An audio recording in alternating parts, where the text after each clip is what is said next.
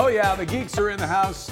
Ryan and Bert, and we're going to talk. I guess the Apple Developers Conference was last week. A lot of stuff to talk about, but we wanted to start with limiting screen time. Absolutely. And there's a way to do that now. That's right. So this is all about iOS 12, the next version of their software for the iPhone. It actually doesn't come out till fall, usually timed with new hardware, but it's available in beta if you're feeling a little, break. Anxious. So the feature is called screen time. And how often is it that a company is focused on how to help you use their product less? But I think everybody knows that the addiction to these devices is not insignificant. So screen time lets you see a report of how much you're using any specific app. You've spent an hour on Instagram, you've spent 3 hours on Facebook. It lets you set limits on yourself to say, maybe only let me use Facebook 1 hour a day. And in fact, you can set downtime. It turns everything off at say 10 o'clock so you don't distract yourself when you go to bed.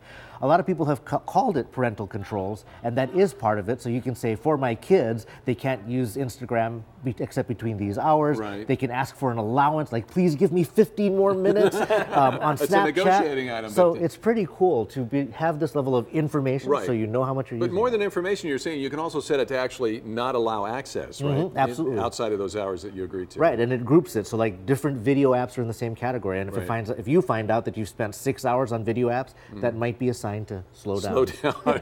All right, screen time. Augmented reality. So augmented reality, I think, is a really cool sort of development environment where developers can create sort of these objects inside sort of a real scene. Now, the four things I wanted to cover, are the ARKit 2 has better sort of 3D object recognition, and that allows developers to really get like a guitar and put it on a screen. It looks real, yeah. Another one is called persistence, and so they can develop an environment which actually stays current for extended periods of time. So when you turn it off, it doesn't disappear. You can actually go back to it. Another one is shared, where you and I can actually play in a shared environment. And that's pretty cool. They did Lego with that. Yeah, and then the fourth one is they released something called Measure. And Measure allows you to actually look at an image and measure the edges and come up with dimensions for that. Now, obviously what they did was they put a lot of companies that were doing that with the earlier version of ARKit kind of out of business because they're going to make that available for free. But so ARKit 2 is coming out in fall.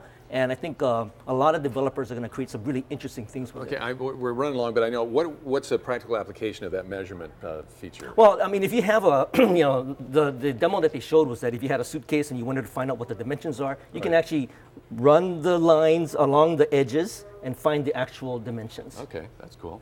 See if you can get it in the overhead bin or not. That's right. Does it fit? All right, Memoji, we got to talk about this. This is really fun. So of course Apple did Memoji using the depth sensing camera, so you could now they're adding a koala bear and a T-Rex, but really people are excited about Memoji. You can design a cartoon character that looks like you with different accessories, and specifically because it's an Memoji, it reacts to the way you move your face and turn your head and open your mouth. Facial There's expressions. even tongue detection coming.